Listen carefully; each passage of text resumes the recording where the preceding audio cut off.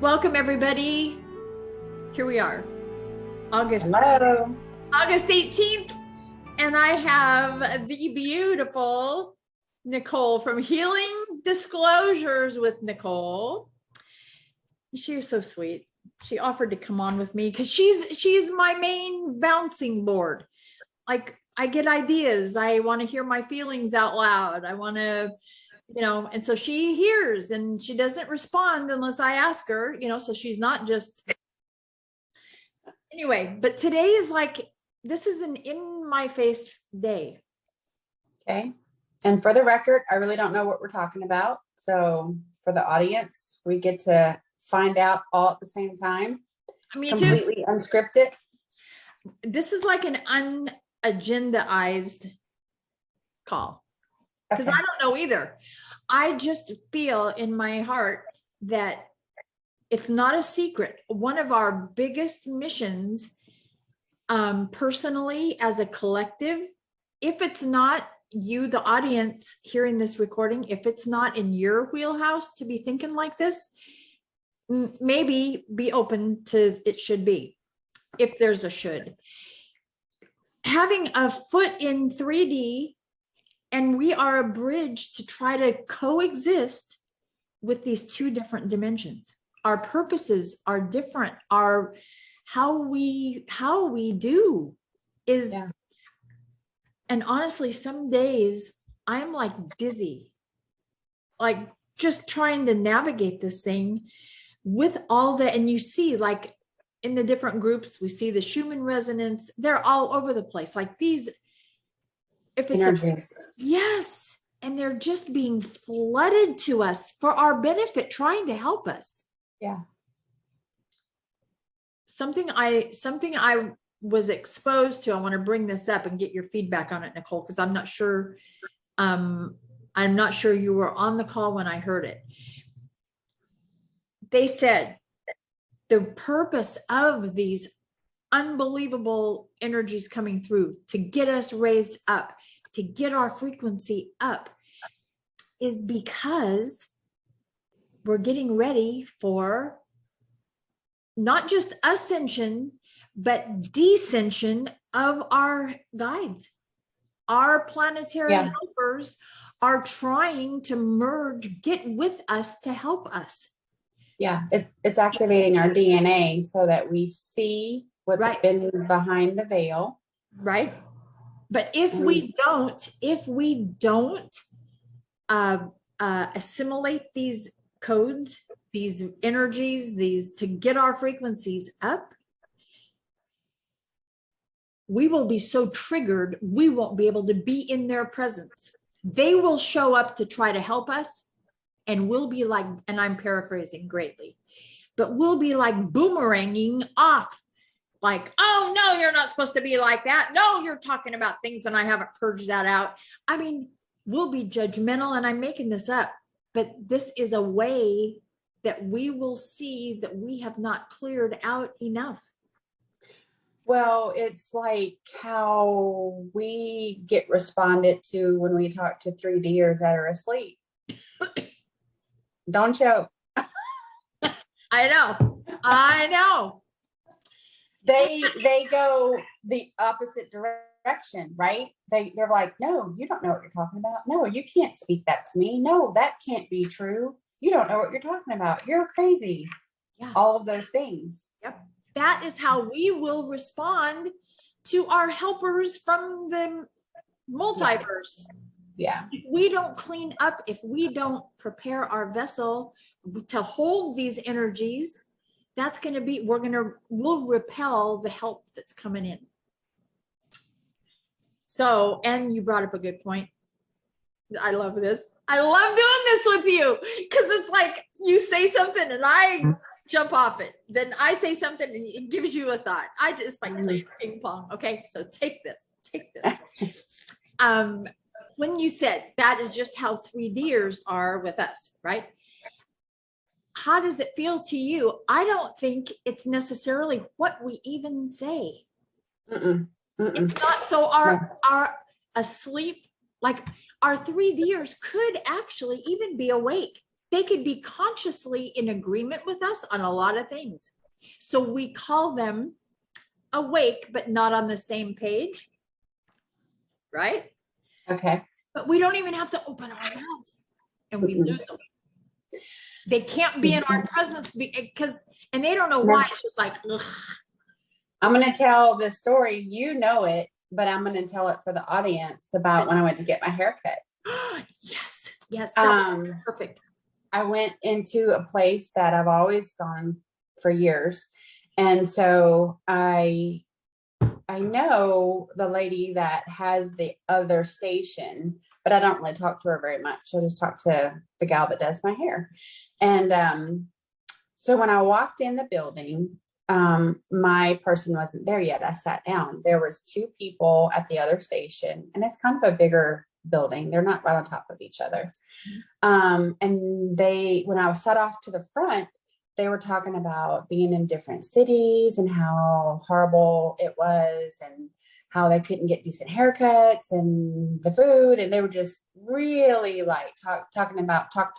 They couldn't get it. They were talking over each other. They were so animated, okay, about this trip that they had taken. No big deal. So my girl gets there. We go around to her station, and I'm not even in the chair 10 seconds. And I noticed the silence. And there was conversation between me and my girl, cutting my hair, getting updates on what's going on in my life, talking about stuff. And I realized that these people that were completely chatty were silent. And they were looking at me through the mirror. And had they not been like head full of tin foil, literally, they should have been beaming in your frequency, and they weren't. they were repelled, but enthralled at the same time. Like they wanted to hear me, but they could feel my energy and I could feel theirs. And they were silent. I was there for an hour and a half. I didn't hear them say another word, not another word between the 3 of them. Quiet. And so when I left, I texted my girl again and I said, did you notice how that other group was silent the whole time I was there? She's like, absolutely. She said they were looking at you through the mirrors. She's like, they were very curious. I said, they could feel my energy. They could feel my energy field. And I made them very uncomfortable. That is amazing. Yeah. And there was no exchange of conversation. It was just the feeling of energy. Yep.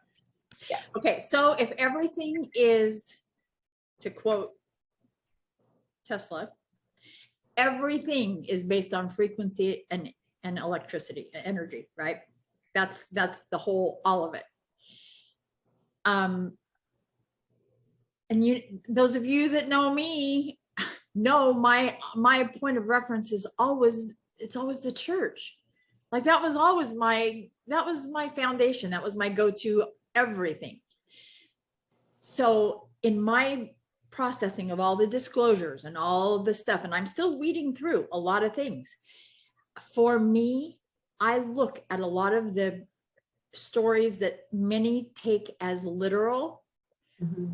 I take as parable. Like this could or could not really have happened. It may or may not, but glean the point. Glean what could have been the purpose for this, right? So the story behind the story. Remember, and the story where, and I think it was Moses, couldn't go before God directly, like he had to take his shoes off to be in holy ground. The light of his presence was so intense, right? So now I'm fast forwarding now with my understanding of dimensions and light and frequency and vibration. I'm like, holy crap. What if that's that same, depending on the degree of light we have that's coming through us, not only does it make people feel uneasy, but those that resonate with us, there's people that have, there are those that have reached out to me privately after some of my recent recordings. Like, I don't know how I found you. I've never heard you before on this channel. And for some reason, I listened to your first video after all this time. You said you were catching up. These people are like they have known me forever, Nicole. Like I could reach through the airwaves and hug. Like just a knowing of each other, a oneness. That's not coincidence. No. That's an energetic attraction. Mm-hmm. Mm-hmm. And that is a perfect example of how, when we have heard that like-hearted, like-minded souls will find each other. Mm-hmm. You don't have to know their name. You don't have to know where they live. You don't have to know how to, the people will gravitate toward the souls that attract them. Right. That's a perfect example. I jumped because it's a thunderstorm here, and that was a big. Oh, was that noise? Okay. I wasn't. Crack of thunder. Yeah, I heard something and I thought it was in your frequencies. No. Well, it might be. I know, huh? They're having a war up above my house. Right? I know. That's amazing. So that kind of brings up, I want to go two different directions. How like me, right? Shocking. Me and pull you. I want to talk about the specifics of how do we juggle a 3D world.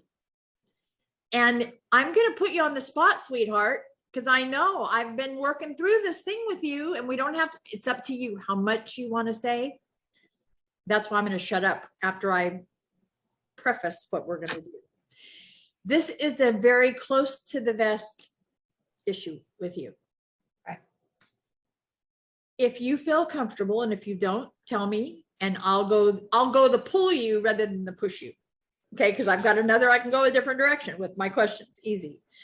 So the point is, I don't want you to feel put on the spot. No, I'm fine. I'm fine. Okay. Share with us your internal dilemma. Because it's a war inside. Yeah. I've been duking it for you. It's like, Well, so I have been struggling for months, probably close to a year, on the 9 to 5, the Monday through Friday, the matrix job. And specifically for me in healthcare, I just couldn't do it anymore. I really got torturous, crying before going into work and having moments where I just felt like I needed to run out of the building, and literally putting like a pink bubble around me, like envisioning bubble wrap around me so no one could come in my aura that was not of the light. And it was too much. It's too much to ask a light worker who's an empath. We are all just soaking in all these energies on top of being bombarded with the energies that are coming in, to teeter 1 foot in the 3D and 1 foot trying to have a higher consciousness in 4 and 5D. And so, I made the decision to walk away, and then I was like, well, what do I do? Like, my soul is happy, and I feel like the weight is off my shoulders, and I feel completely open to whatever my path is, but I don't know the how. I don't know the where. And so really taking that in stride, I do transmute it differently than I ever have. I feel like this is a purpose. It's bigger than the matrix thing that I left. It's much, much bigger than that. It's more important than that. It's for more people than me. that we are to be leaders. We are to get to a point where we collaborate with like-minded and like-hearted people. And in order to do that, you have to leave the matrix behind. You can't be halfway in and halfway out. So I'm there, but there's still this matrixy world that provides a roof over my head and electricity and, you know, those things. And I don't know, I don't have the answer to that. I don't know that bridge. I don't know that piece other than I literally take it day by day. Right. I literally just wake up knowing that my purpose for me right now is to be open to whatever that purpose is, that it's not my plan. It's the plan for me. And because all my plans, my whole life have been blown up. You know, all of my plans, right, were not, they were for lessons, but they were not the plan. You know what I mean? Right. And so now I really have resigned that, but there's some trepidation. Don't let me fool you. I mean, I don't really have fear. I just do not know which direction to put my next step. I just literally don't know which direction to go. So, yeah. Well, I have to applaud you publicly. Like, you know, I'm so excited and I'm so proud of you for taking the step that you did, because I don't take it lightly, but publicly, like, you need to really feel that. And people, when they're hearing this, they're going to be right. They'll be right with me, like cheering you on. And it feels like it's not just for you. Oh, no, it's not just for me. It feels like it's for the collective. Yes, it's like we're being not highlighted or spotlighted, but it's like those of us that are willing to be transparent and say, I don't know what I'm doing. And freak out. Because it is a freak out, Nicole. It is. It seriously is. And you are not just a little bit pregnant. You are not just a little bit in 3D and a little bit in 5D. And we're not the bridge between logic and heart, right? All those cliche stuff. Yeah, that was so last week. Yeah, it was. It and feels like last year. I know. It feels like we seriously have moved into an area that's a little in your face. Well, they always say the hardest step is the first step, and I'm okay taking the first step. And if anyone wants to step behind me and get in line, you know, I said this the other day to Steph, Spiritual Perspectives of Our Great Awakening, Stephanie. You know, I said, we are all powerful in our own right. Mm-hmm. But I think that the next step is that we come together and we unite that power and we see what direction we can push that power of that energy in it toward. You know, obviously we want to polarize positive, and we want to have a large effect of polarizing positive people that are higher consciousness, that are going to elevate humanity, that are going to work in their communities and say, you know, you're great at cultivating your land. I'm not so good at cultivating land, but I can help build structures, or I can put in wells, or I can make sure we have clean water.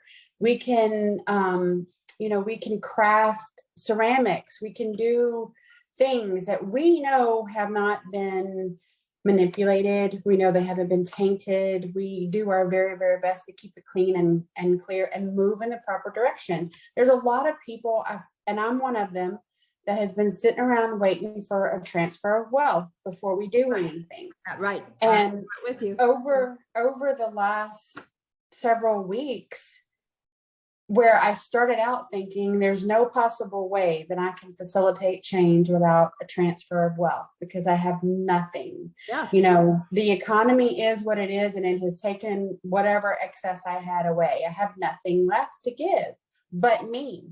Yep. Now flip that, and I'm like, okay, I have me. I have the power within me.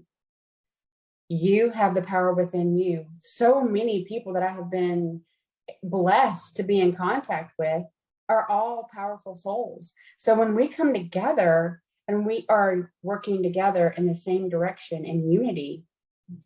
Wow. You know, I think that is a movement then at that point. Well, when thinking about this is like, I had to ask myself some really hard questions.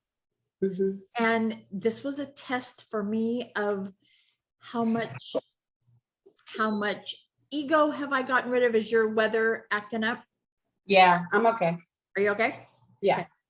Okay. If you duck under the desk, I'll know. Okay, we've lost her. I'm okay. I'm okay. So I've had to ask myself ego effacing questions. Like, this sounds all good. This sounds really spiritual. Like, I'm good at this and I'm strong with this and I'm right. I've got a heart for this and I'm all that. What am I willing to give up? If I don't have my transfer of wealth, if I, and I can get specific with everybody's, all their things that we've been waiting for, right? Whether it's digital wallets, whether it's whatever, any way that could fund our passion and our dream, right? So just thinking about this concept of coming together, like-minded, like strong in the collective, and standing against the matrix, that principle, I had not, even though I think I've kind of danced around it in my own world, I've left interviews, I've left possibilities of income producing. Same. Right? But I didn't know I was really taking a stand. Like, I'm not playing your game anymore. Right. Stake in the ground. No, I am not. I am going to stand in my sovereignty. No, and not just no, but held to the no. Right? I wasn't thinking of it like that. So as I move forward, I'm looking at it going, okay, Nicole, I'm with you. I think as a collective, as those that are like-minded, what would I need to give up? What would it really cost me? If I really if I don't have income and I can't pay my power bill and I'm going to have to leave my lease or default on my mortgage or fill in the blank, whatever your world is, right? What is that calling worth? And it's definitely an inside job.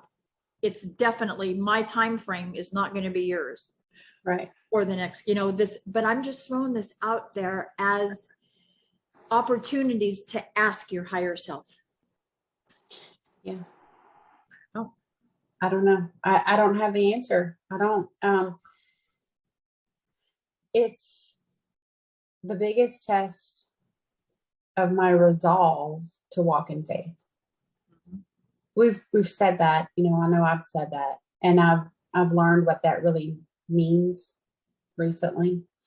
And, I feel like there's courage, there's leverage, there's having no other option, and then there's choices. We've all had free will to exercise in all of our choices. We gave that free will up.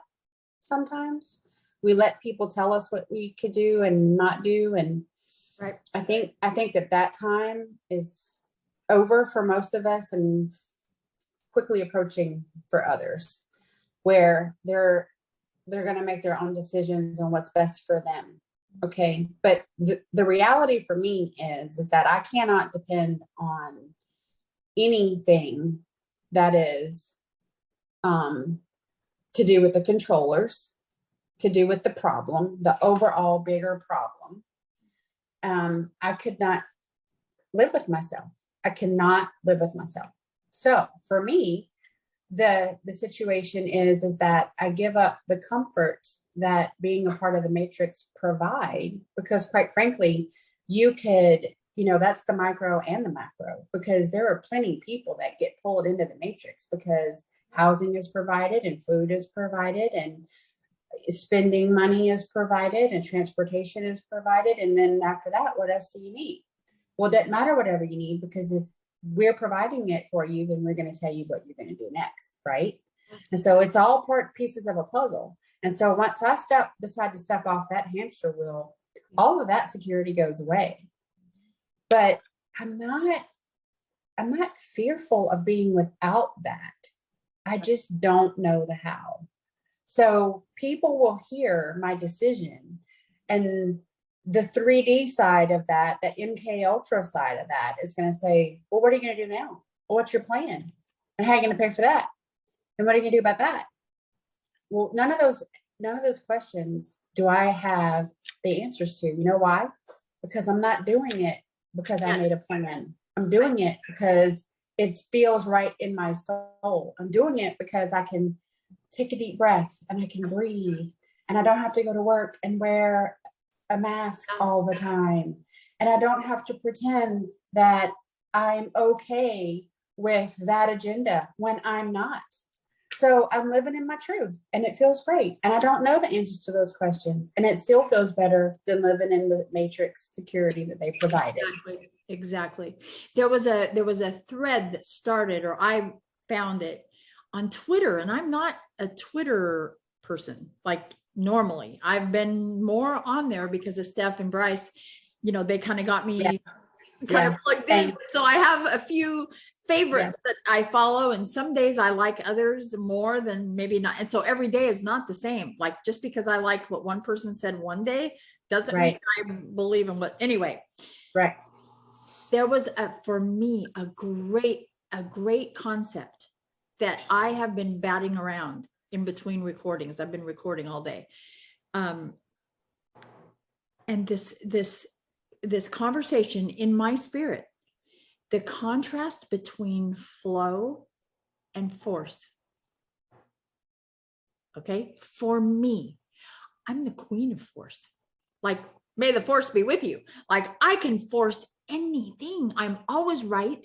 I always make it where I'm on top. I can do it. It's a strength. No reason to not do it. Don't wait. Let's go. Force. Make it happen. Right? And that isn't necessarily bad, except when you use those innate skills, which to me is like, that's my personality. I do it. I push it to the max. Volume on high. Right. And then when I hit a brick wall, I'm like the ever ready bunny. And bam, bam, bam, brick wall. No, it doesn't open. That door doesn't open. And it's like, hold it. This is my strength. This is good for the collective. This would help so many people. And the door still doesn't open. Right. So for me, this is like explosion in my face. Yeah. For me, is this flow or force? Mm-hmm. And I have to evaluate. Yeah. I mean, my heart, it's not coming from a place of manipulating people. It's not a matrix decision. It can be for the best of whoever. And it can be a win-win-win-win all the way around. And if it's not coming from my higher self, if it doesn't align with the purpose that I don't know what that is, like I'm a piece of a bigger puzzle, to your point. Yes. Right? And I don't know what my floundering is helping accomplish. Well, and I just recently came to this realization, and that is, you know, they say that keep doing the same thing over and over again, you keep getting the same result, is the definition of insanity, because you expect something different, but you always get the same result. Right. And that illustrated to me that those grandiose plans that I always made, you know, that I sold myself on, were just lessons in the making. They were never plans that were going to be fruitful. They were just another layer of lesson that I had to learn in this incarnation, in this lifetime, to bring me to this point right now. Okay. Which enables me to look back and know that I am incapable of making a grandiose plan for myself. Why? It's not for me to plan. It's not my plan. It's a greater plan that I'm a part of. I have to surrender to that, listen to the guidance, and go in the direction with an open heart and an open mind. What does that mean? That means I have to not be in control. Surrender. I am not in control. You are not in control. And we are a whole world full of control freaks. We have been sold on the idea that we have control, that if we do this, this will happen. And if we do this, this won't happen. But that's false, obviously, because lots of things still occur in spite of always taking the steps and making the plans, and things fall through. That is what has been illustrated to me. And so while you describe it as that ever ready bunny, keep going into the wall, expecting the wall to break, I have always described my trials and tribulations as I'm always been the salmon swimming upstream. I'm always the one working harder than everybody else. I'm always going against traffic. Okay. Why is that? Mm-hmm. Well, obviously, because those were lessons that I had to learn. And I certainly learned a lot of them. And through blood, sweat, and tears, I learned a lot of lessons. Mm-hmm. But not one single plan did I make that was successful. Anytime I made a plan, God blew up that plan. Wow. And I no longer ask why. Mm-hmm. I know why. In the plan sense, because it's not for me to make a plan. It's for me to go with the flow of the plan that I'm a part of and surrender to following that and listen, have quiet, have calm, ask the question, and then be quiet and listen for the answer. That was a hard lesson. That was a very hard lesson for me. Yeah. And that's recently shown itself to me. When you were talking, and you and I are like flip sides of the same coin. Like, you help me because you are so not like me. Like we're so opposite, and I appreciate that so much. Our temperaments are very different. As you were talking, it was like, I'm thinking, who are you to not have any big plans that ever happened? Like, oh, how sad. And it hit me. I mean, I do feel fortunate because I've had many huge ideas and big, crazy, hairy, big goals happen, later blow up. But I got to experience the thrill of the accomplishment, right? And they did happen. And a lot of trials and tribulations I didn't anticipate because they happened, right? But when you were talking, I'm like, maybe one of the differences is in how the plan happens. Like when, and I'm putting one idea right in my head right now. It's coming through. When I left Las Vegas, 2 weeks, I gave notice. When I knew my grandbaby was coming in August of that year, 2 weeks, I was lock, stock, and barrel out of Las Vegas, moved, all the flow, absolute flow. But guess what? The plan didn't originate with me. Right. The plan showed up. It came to me, and it was my choice to accept the plan and go with it. Right. It was part of a greater plan. Yes. And I never felt like it was my creative whatever to put the plan together, and it was all because of me, and it was all because it wasn't about that. But I think there's a difference with people that relate with my temperament, to not have it be born in my creative juice, in my excitable, what are we going to do now? Now what are we going to do? What are we going to create next? How are we going to help these people? That's where I go. So it's hard to put that in a bad I know. connotation, right? But if the plan comes to us, we're not a victim of the plan. We still have to choose whether We have free will. Yeah. Ooh, I like that. I really like that. Yeah. Yeah. That feels a lot more still water runs deep. That feels really solid. That feels really grounded. Yeah. Yeah. So we no longer feel like that the world is shifting and we're trying to always maintain our balance. We feel like we still have work to do. We've done some work. We are grounding ourselves to what's really happening around us. We're not delusional. We don't have ideas of grandeur. We just know that in this moment, we're open to the goodness of the plan. And that's the direction we're going to head. And I don't know the direction. I don't know the direction. But we can trust, like that cliche, trust the process. Yes. And have faith. And have faith. I've always said I have enormous faith.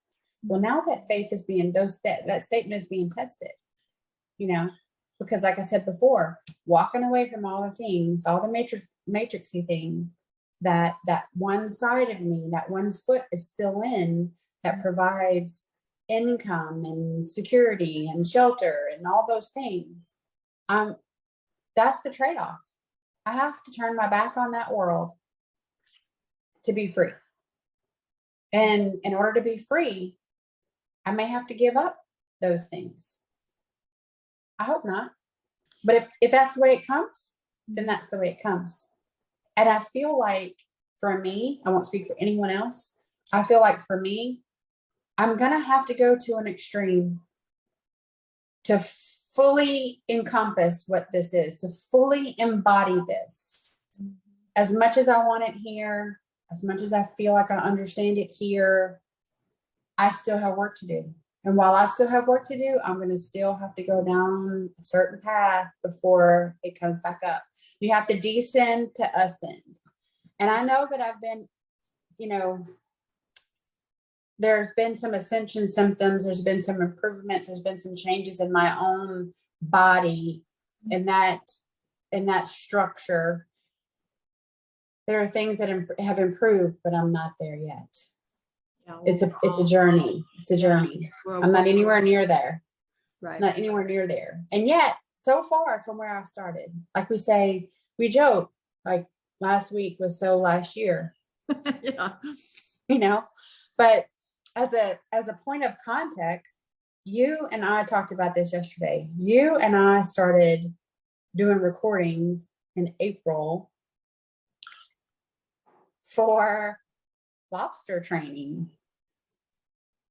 And April like for lobster training was like, who was that? So long ago. It's like 2 years ago or something. Oh, at least. Crazy. I know. So time. Yeah. I don't even want to talk about time. Yeah.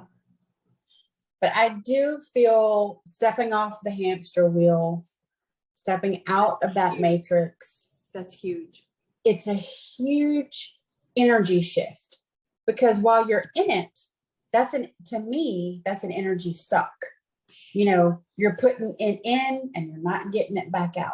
They're giving you enough to be like, oh, thank you for my paycheck. Oh, thank you for my health insurance. Oh, thank you for my job security. I cannot tell you how many times in my career I'm like, well, it looks like job security to me. Right. Oh yeah, it was. It was all part of the big old plan to have lots of job security for people. And fast forward, I didn't want to be a part of hurting my brothers and sisters. Right. That's exactly what I was being used to do. No, I'm not doing that anymore. So I would rather be on my own, not knowing what the next day will bring, having a clear conscience, happy soul, move in that direction, whatever that direction takes me, than to be back on that hamster wheel. Yeah. Where they make you definitely feel like you're thankful for the crumbs that they give you. Right. Because that's exactly what's happening. It is. Nobody's fighting for the fact that people cannot afford to feed their families. Nobody is fighting for the fact that we can't afford to put fuel in our cars to go to the 3D jobs. Nobody's fighting for us. Everyone's just letting this craziness occur. Waiting for that external something to happen. Yes, waiting for that savior mentality. Oh, someone come save us. Well, I hate to tell you, but you have to save yourself. And as soon as you start to save yourself, as soon as you step out of that literal rat race, you are saving yourself. You are saving yourself from that mental anguish. You are saving yourself from being persecuted for whatever matrixy thing you do from 9 to 5 or 9 to 9 or 7 to 7 or whatever it is. Right. You know, you get to go back to your family and you get to reconnect with who you are. A lot of us don't even know who we are anymore because we've given everything we have to a job. I know. You know, so as soon as we start to deviate from that big master plan that they had for us, we are saving ourselves, and we are the ones that have to save ourselves. And collectively, when we do, like I have said before, collectively, as we bring in Christ consciousness, we realize what the teachings are. We realize that we've always had it inside of ourselves, and the lies that they told us made us believe we couldn't save ourselves. Then we are collectively the second coming of Christ. It is inside of us. We are the second coming of Christ because we live it, we manifest it. Right. It's an awareness of who and it Yep. ripples out from us. It's true. That is going to be the change that saves us. Yep. It is not going to be anyone in an elite party. It is not going to be anyone that has a prestigious name. It is not going to be any of that. Right. It is going to be us. Or for some people, it will not be them. The choice Again, is out free there. will. Yeah, free will. Yes. Exactly. I know it. Hey, this is so good. This is really, really good. I want to have another call with you. Because you know me, like my questions are seldom done. I've already thought of at least 3 more that I could make this video last forever. So we'll do what? Part 1 and part 2 and yeah. part 12. Yeah, right. Exactly. Follow the saga of questions and answers. I know. Thank you I know so much you're for being here so real. You're here for the collective, and you're here for lots of people, and your heart is good and your word is good, and I'm here right along with you. Yeah. We've linked arms and I love it. And I appreciate you so much. Me too. Thank you. Love you. Love you. We'll do another call another time. Okay. Okay, great. Thank you. All right. Bye-bye. Bye.